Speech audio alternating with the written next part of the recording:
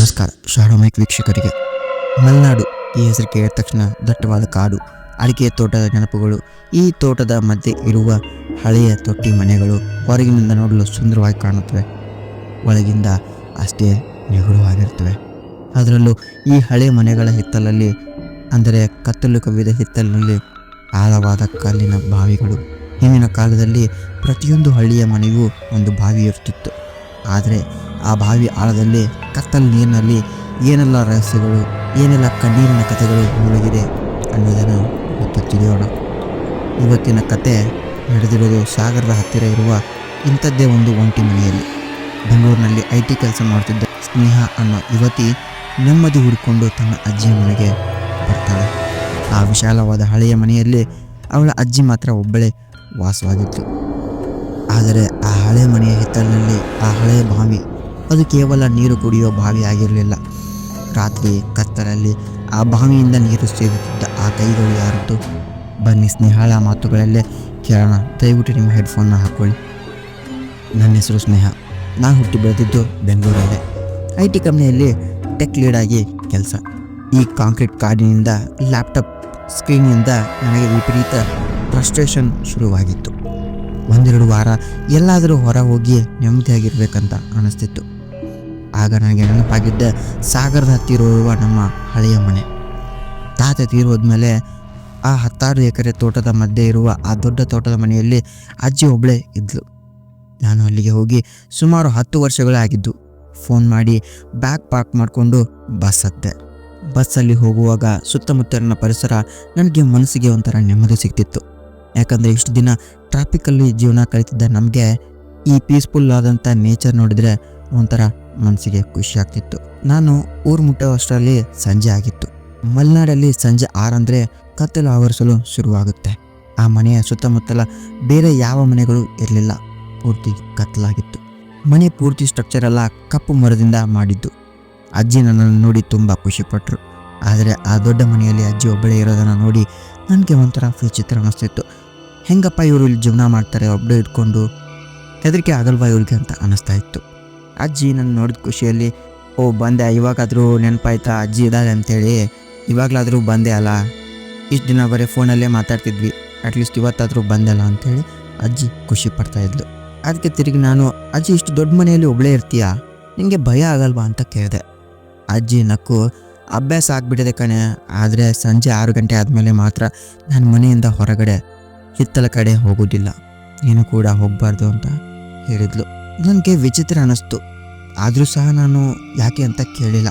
ವಯಸ್ಸಾಗಿದೆ, ಕತ್ತಲಲ್ಲಿ ಜಾರಿ ಬೀಳ್ತಾಳೋನೋ ಅನ್ನೋ ಭಯ ಇರಬೇಕು ಅಂತ ಅಂದ್ಕೊಂಡೆ. ರಾತ್ರಿ ಅಜ್ಜಿ ಅಡುಗೆ ಮಾಡಿದ್ಲು.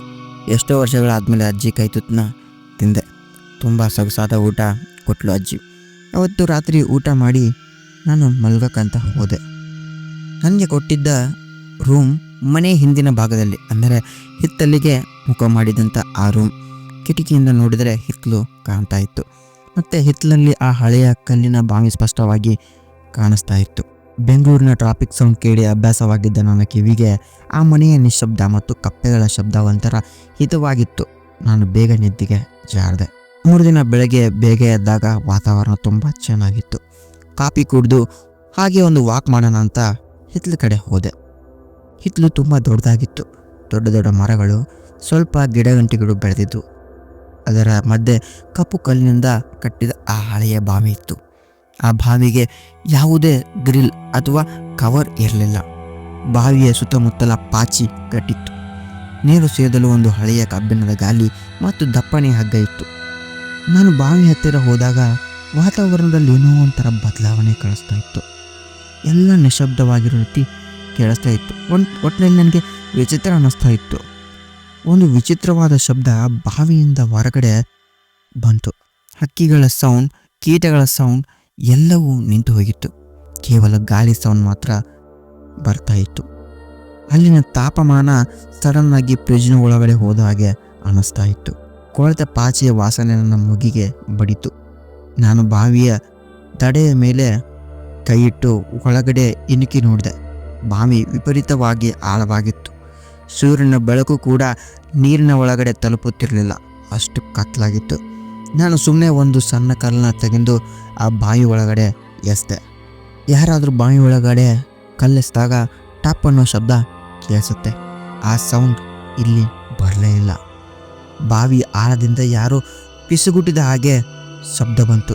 ನನಗೆ ಒಂದು ಕ್ಷಣ ಮೈ ಜುಮ್ ಅಂದೋಯ್ತು. ಅಷ್ಟರಲ್ಲೇ ಹಿಂದಿನಿಂದ ಅಜ್ಜಿ ಜೋರಾಗಿ ನನ್ನ ಕೂಗಿ ಬೈದರು. ನಾನು ಮುಂಚೆನೇ ಹೇಳಿದ್ದೀನಲ್ಲ ಇಲ್ಲಿ ಬರಬಾರ್ದಂತ, ಮತ್ತೇನಕ್ಕೆ ಬಂದೆ ಇಲ್ಲಿ ಅಂತೇಳಿ ಬೈದರು. ನಾನು ಅಜ್ಜಿ ಹತ್ರ ಬೈಸ್ಕೊಂಡು ಒಳಗಡೆ ಹೋದೆ. ಬಟ್ ಅಲ್ಲಿ ಕೇಳಿದಂಥ ಶಬ್ದ ನನ್ನ ಕಿವಿಯಲ್ಲಿ ಗುಯ್ಗುಡ್ತಾನೆ ಇತ್ತು.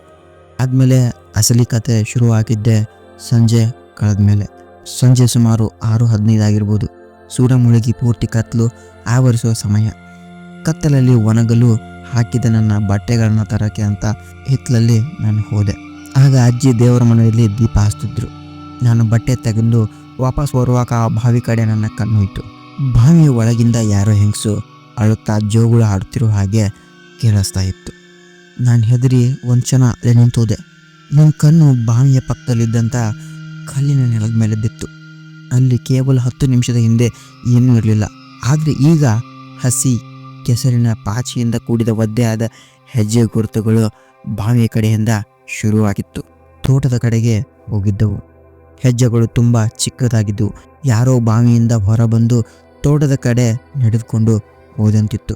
ಅಷ್ಟರಲ್ಲಿ ಕಬ್ಬಿಣದ ಗಾಳಿ ತನ್ನಷ್ಟಕ್ಕೆ ತಾನೇ ತಿರುಗಿತು. ನಾನು ಬಟ್ಟೆಯನ್ನು ಅಲ್ಲೇ ಬಿಸಾಕಿ ಮನೆ ಒಳಗೆ ಓಡಿ ಬಂದೆ.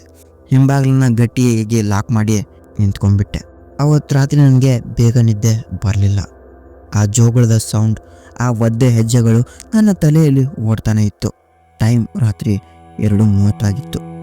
ಆಗ ನನಗೆ ಆ ಸೌಂಡ್ ಕೇಳಿಸ್ತು. ನನ್ನ ಕಿಟಕಿಯ ಹೊರಗಡೆ ಹಿತ್ತಲಿನಲ್ಲಿ ಬಾಗಿಲಿನ ಗಾಳಿ ತಿರುಗುವ ಶಬ್ದ. ನನ್ನ ಎದೆ ಬಡಿತ ಜೋರಾಯಿತು. ಆ ಹಳೆಯ ಕಬ್ಬಿಣದ ಗಾಳಿ ಸದ್ದು ಮಾಡ್ತಾ ನಿಧಾನವಾಗಿ ತಿರುಗುತ್ತಿತ್ತು. ಯಾರೋ ಬಾವಿ ಒಳಗಡೆ ಬಕೆಟ್ ಬಿಡ್ತಾ ಇದ್ರು. ನಾನು ಮೆಲ್ಲಗೆ ಬೆಡ್ನಿಂದ ಎದ್ದು ಕಿಟಕಿ ಹತ್ತಿರ ಹೋದೆ. ಪರದೆಯನ್ನು ಕೇವಲ 1 ಇಂಚು ಮಾತ್ರ ಸರಿಸಿ ಹೊರಗಡೆ ನೋಡಿದೆ. ಯಾರೋ ಆ ಬಾವಿಯ ನೀರನ್ನು ಮೇಲೆ ಸೇದಿ ದಡದ ಮೇಲೆ ಸುರಿದ ಸೌಂಡ್ ಬರ್ತಾ ಇತ್ತು. ಅಷ್ಟರಲ್ಲಿ ಆ ಬಾವಿಯ ಕಡೆಯಿಂದ ನನ್ನ ಕಿಟಕಿಯ ಕಡೆ ಯಾರೋ ನಡೆದುಕೊಂಡು ಬಂದ ಹೆಜ್ಜೆ ಶಬ್ದ ಶುರುವಾಯಿತು. ಆ ಹೆಜ್ಜೆಗಳು ಸಾಮಾನ್ಯ ಮನುಷ್ಯರ ಹೆಜ್ಜೆ ಆಗಿರಲಿಲ್ಲ. ವಿಪರೀತ ಒದ್ದೆಯಾದ ಬಟ್ಟೆ ಹಾಕ್ಕೊಂಡು ಭಾರವಾದ ದೇಹವನ್ನು ಎಳೆದುಕೊಂಡು ಬರುವಂಥ ಸದ್ದಾಗಿತ್ತು. ಅದು ನೇರವಾಗಿ ನನ್ನ ಕಿಟಕಿಯ ಕಡೆಗೆ ಬರ್ತಾ ಇತ್ತು. ನಾನು ಪರದೆಯನ್ನು ಮುಚ್ಚಿ ಕಿಟಕಿಯ ಪಕ್ಕದ ಗೋಡೆಗೆ ಆತುಕೊಂಡು ಉಸಿರು ಬಿಗಿಹಿಡಿದುಕೊಂಡು ನಿಂತೆ. ಆ ಹೆಜ್ಜೆಗಳು ನನ್ನ ಕಿಟಕಿಯ ಗಾಜಿನ ನೇರ ಭಾಗದಲ್ಲಿ ಬಂದು ನಿಂತವು. ಕಿಟಕಿ ಆಚೆ ನಿಂತಿದ್ದ ಆ ಆಕಾರ ಗಾಜಿಗೆ ಮುಖ ಇಟ್ಟು ಉಸಿರಾಡ್ತಿತ್ತು. ಆ ಉಸಿರಿನ ತೇವಕ್ಕೆ ಗಾಜು ಮಂಜಾಗುತ್ತಿರುವುದು ನನ್ನ ಪರದೆಯ ಸದ್ದಿನಿಂದ ಕಾಣಿಸ್ತಾ ಇತ್ತು. ಆ ಆಕಾರದ ನೆರಳು ಹೊರಗಿನ ಮಸುಕಾದ ಬೆಳಕಿನ ಕಾಣಿಸ್ತಿತ್ತು. ಅದೊಬ್ಬಳು ಹೆಂಗಸು. ಅವಳ ಹೊಟ್ಟೆಯ ಭಾಗ ವಿಪರೀತವಾಗಿ ಊದಿಕೊಂಡಿತ್ತು. ಅವಳ ಗರ್ಭಿಣಿ ಹಾಗೆ ಕಾಣಿಸ್ತಿದ್ಲು. ಅಷ್ಟರಲ್ಲಿ ಪಚ್ ಅನ್ನೋ ಶಬ್ದ ಸೌಂಡ್ ಬಂತು. ಆ ಕೊಳೆತ ಪಾಚೆಯ ಮೆತ್ತಿಕೊಂಡ ಬೆಳಗಿನ ಕೈ ನನ್ನ ಕಿಟಕಿಯ ಗಾಜಿನ ಮೇಲೆ ಅಪ್ಪಳಿಸಿತು. ಆ ಕೈಯಿಂದ ಗಲೀಜು ನೀರು ಗಾಜಿನ ಮೇಲೆ ಹರಿಯುತ್ತಿತ್ತು. ಆ ಆಕಾರ ನನ್ನ ಉದ್ದನೆಯ ಉಗುರುಗಳಿಂದ ಕಿಟಕಿಯ ಗಾಜನ್ನು ಪರ್ಚಿರುವ ಶಬ್ದ ಕೇಳ್ತಾ ಇತ್ತು. ನಾನು ಬಾಯಿಗೆ ಅಡ್ಡ ಇಟ್ಟು ಶಬ್ದ ಮಾಡದೆ ಅಳುತ್ತಿದ್ದೆ. ಸುಮಾರು 5 ನಿಮಿಷ ಆ ಉಸಿರಾಟ, ಆ ಪರಚುವ ಶಬ್ದ ಕೇಳಿಸ್ತಾ ಇತ್ತು. ಆಮೇಲೆ ಆ ಹೆಜ್ಜೆಗಳು ವಾಪಸ್ ಬಾವಿಯ ಕಡೆಗೆ ಹೋಗಿ ಮಾಯವಾದವು. ನಾನು ಪೂರ್ತಿ ರಾತ್ರಿ ಹಾಗೆ ನೆಲದ ಮೇಲೆ ಕೂತು ನಡುಗುತ್ತಾ ಬೆಳಗಾಗುವುದನ್ನೇ ಕಾಯ್ತಾ ಇದ್ದೆ. 3ನೇ ದಿನ ನಾನು ವಾಪಸ್ ಬೆಂಗಳೂರಿಗೆ ಹೋಗಲು ಡಿಸೈಡ್ ಮಾಡಿದೆ. ಆದರೆ ಮಧ್ಯಾಹ್ನದಿಂದ ವಿಪರೀತ ಮಳೆ ಶುರುವಾಗಿತ್ತು. ಊರಿನ ರಸ್ತೆಗಳು ಮರ ಬಿದ್ದು ಬಸ್ಗಳು ಕ್ಯಾನ್ಸಲ್ ಆಗಿದ್ದವು. ನನಗೆ ಬೇರೆ ದಾರಿಯೇ ಇಲ್ಲ. ಇನ್ನೊಂದು ರಾತ್ರಿ ಇದೇ ಮನೆಯಲ್ಲಿ ಕಳೆಯಬೇಕಾದಂಥ ಪರಿಸ್ಥಿತಿ ಬಂದಿತ್ತು. ಅವತ್ತು ರಾತ್ರಿ ನಾನು ಕಿಟಕಿಗಳನ್ನೆಲ್ಲ ಭದ್ರವಾಗಿ ಮುಚ್ಚಿ ಬೆಡ್ಶೀಟ್ ಹೊತ್ಕೊಂಡು ಮಲಗಿದೆ. ಟೈಮ್ 3 ಗಂಟೆ ಆಗಿತ್ತು ರಾತ್ರಿ. ಅಜ್ಜಿಯ ಧ್ವನಿಯಲ್ಲಿ ಏನೋ ಒಂದು ಶಬ್ದ ಕೇಳಿಸ್ತು. ಸ್ನೇಹ, ಕಾಲ್ ಜಾರಿ ಬಿದ್ದೆ ಕಣೆ, ಎಷ್ಟೊಂದು ಕತ್ಲೆ ಇದೆ ಇಲ್ಲಿ, ಕಾಪಾಡು ಕೇಳಿಸ್ತಾ ಇತ್ತು. ನನ್ನ ಮೈಯೆಲ್ಲ ಬೆವರಲು ಶುರುವಾಯಿತು. ಆ ಧ್ವನಿ ಅದು ನನ್ನ ಅಜ್ಜಿಯ ಧ್ವನಿ. ಅದು ಹಿತ್ತಲಿನ ಬಾವಿಯ ಕಡೆಯಿಂದ ಬರ್ತಾ ಇತ್ತು. ಅಜ್ಜಿ ಬಾವಿಗೆ ಬಿದ್ದರಾ ಅಂತ ನನಗೆ ಗೊಂದಲ ಶುರುವಾಯಿತು. ನಾನು ಹಿಂದಿನ ರಾತ್ರಿ ಭಯವನ್ನೆಲ್ಲ ಮರೆತು ಅಜ್ಜಿಯನ್ನು ಕಾಪಾಡಬೇಕು ಅನ್ನೋ ಒಂದೇ ಉದ್ದೇಶದಿಂದ ಹಿಂಬಾಗಿಲಲ್ಲಿ ತೆಗೆದು ಮಳೆಯಲ್ಲೇ ಹಿತ್ತಲಿಗೆ ಓಡಿದೆ. ಹೊರಗೆ ವಿಪರೀತ ಮಳೆ, ಚಳಿ. ನನ್ನ ಎಲುಬುಗಳು ಕೊರೆಯುತ್ತಿರುವ ಚಳಿಯಲ್ಲಿ ತಪ್ಪಗಾಗ್ತಿತ್ತು. ಬಾವಿಯ ಹತ್ತಿರ ಯಾರೂ ಇರಲಿಲ್ಲ. ನಾನು ನಡುಗುತ್ತಾ ಬಾವಿಯ ದಡದ ಕಡೆ ಹತ್ತಿರ ಹೋದೆ. ಅಜ್ಜಿ ಎಲ್ಲಿದೆಯಾ, ಅಜ್ಜಿ ಎಲ್ಲಿದೆಯಾ ಅಂತ ಕಣ್ಣೀರು ಹಾಕುತ್ತಾ ಬಾವಿಯ ಆಳದ ಕತ್ತಲ ಒಳಗಡೆ ಟಾರ್ಚ್ ಬಿಟ್ಟೆ. ನನ್ನ ತಲೆ ತಿರುಗಿ ಹೋಯಿತು. ಬಾವಿ ಒಳಗಿಂದ ಈಗ ಕೇಳುತ್ತಿರುವುದು ಅಜ್ಜಿಯ ಧ್ವನಿಯಲ್ಲ, ಬದಲಾಗಿ ಹುಟ್ಟಿದ ಒಂದು ಸಣ್ಣ ಮಗು ಅಳುತ್ತಿರುವ ಶಬ್ದ. ಅದು ನೀರಿನ ಆಳದಿಂದ ಬರ್ತಾ ಇತ್ತು. ಟಾರ್ಚ್ನ ಬೆಳಕು ಬಾವಿಯ ಕಪ್ಪು ನೀರಿನ ಮೇಲೆ ನಿಂತು ನಾನು ಬಗ್ಗಿ ನೀರಿನಲ್ಲಿ ನೋಡಿದೆ.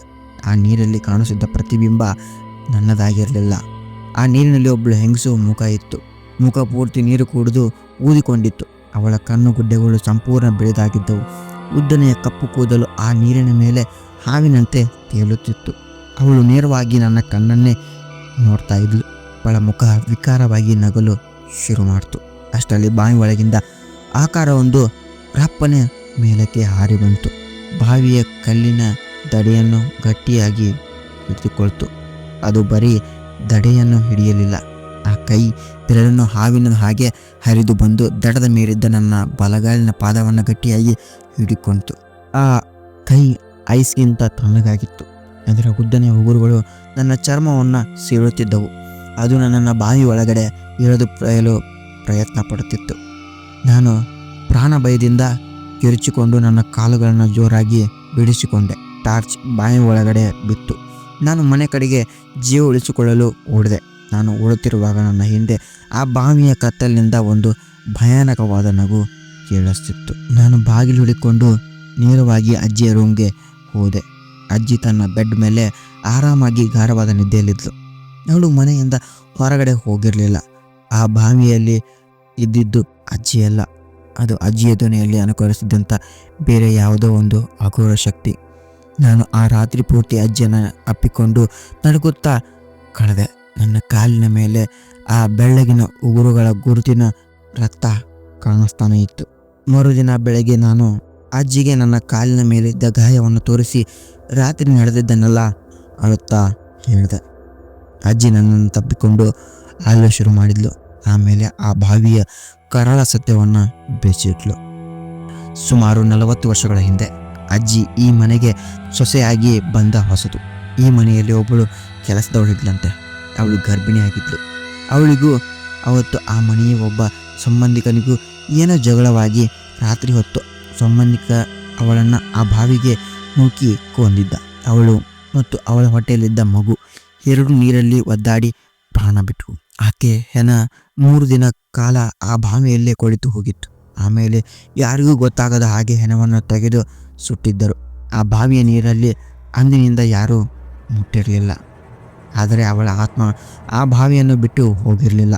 ತಾಯಿಯಾಗೋ ಮುನ್ನವೇ ಸತ್ತ ಯಾತನೆ ಆ ಬಾವಿಯ ಕತ್ತಲಲ್ಲಿ ಅವಳನ್ನು ಒಂದು ಘೋರ ಶಕ್ತಿಯನ್ನಾಗಿ ಮಾಡಿತು. ರಾತ್ರಿ ಹೊತ್ತು ಯಾರೂ ಆ ಬಾವಿಯ ಹತ್ರ ಹೋಗಲ್ಲ. ಅವರಿಗೆ ಬೇಕಾದವರ ಧ್ವನಿಯಲ್ಲಿ ಅಳುತ್ತಾ ಸಹಾಯ ಕೇಳುತ್ತಾ ಅವಳು ಕರೆಯುತ್ತಾಳೆ.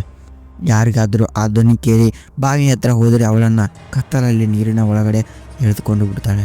ಅವಳಿಗೆ ನನ್ನ ಮಗುವಿನ ಜೊತೆ ಇರಲು ಯಾರೊಬ್ಬರಾದರೂ ಬೇಕು ಅಂತ ಅನ್ನಿಸ್ತಾ ಇದೆ ಅವಳಿಗೆ.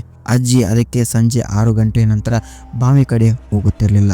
ಅಂದೇ ಬೆಳಗ್ಗೆ ನನ್ನ ಬ್ಯಾಗ್ನ ತಗೊಂಡು ಬೆಳಗ್ಗೆ ಬೆಂಗಳೂರಿಗೆ ವಾಪಸ್ ಬಂದೆ. ನಾನು ಮತ್ತೆ ಊರಿನ ಕಡೆ ಮುಖ ಹಾಕಲೇ ಇಲ್ಲ. ಈಗ ಅಜ್ಜಿ ಕೂಡ ನನ್ನ ಜೊತೆ ಬೆಂಗಳೂರಿನಲ್ಲೇ ಇದ್ದಾರೆ. ಆ ಹಳೆಯ ಮನೆ, ಆ ಹಿತ್ತಲಿನ ಬಾವಿ ಈಗ ಸಂಪೂರ್ಣವಾಗಿ ಪಾಳು ಬಿದ್ದಿದೆ. ಆದರೆ ಇವತ್ತಿಗೂ ರಾತ್ರಿ ಹೊತ್ತು ನಲ್ಲಿಯಿಂದ ನೀರು ತೊಟ್ಟಿಕೋ ಸೌಂಡ್ ಬಂದರೆ ಸಾಕು, ನನ್ನ ಕಣ್ಣು ಮುಂದೆ ಆ ಬಾವಿಯ ಕತ್ತಲು ಮತ್ತು ನನ್ನ ಕಾಲುಗಳನ್ನು ಹಿಡಿದುಕೊಂಡ ಆ ಬೆಳಗಿನ ಉದ್ದನೆಯ ಊರಿನ ಕೈ ನನಗಿನ್ನೂ ಆದರೂ ನೆನಪಿಗೆ ಬರುತ್ತೆ. ಸೊ ಕೇಳಿದ್ರಲ್ಲ ಇವತ್ತು ಸ್ನೇಹಳ ಕರಾಳ ಅನುಭವವನ್ನು. ಹೆಂಗನಿಸ್ತು ಈ ಸ್ಟೋರಿ ಅಂತ ದಯವಿಟ್ಟು ಕಮೆಂಟ್ ಸೆಕ್ಷನಲ್ಲಿ ತಿಳಿಸಿ. ಮತ್ತು ಇನ್ನೂ ನಮ್ಮ ಚಾನಲ್ನ ಸಬ್ಸ್ಕ್ರೈಬ್ ಮಾಡಿಲ್ಲ ಅಂದರೆ ದಯವಿಟ್ಟು ಸಬ್ಸ್ಕ್ರೈಬ್ ಮಾಡಿ. ಮತ್ತು ಮುಂದಿನ ವಿಡಿಯೋದಲ್ಲಿ ಇದೇ ರೀತಿ ಇಂಟ್ರೆಸ್ಟಿಂಗ್ ಸ್ಟೋರಿಗಳನ್ನ ತೊಗೊಂಡ್ಬರ್ತೀನಿ. ಅಲ್ಲಿವರೆಗೂ ಟೇಕ್ ಕೇರ್, ಬಾಯ್ ಬಾಯ್, ಶುಭರಾತ್ರಿ.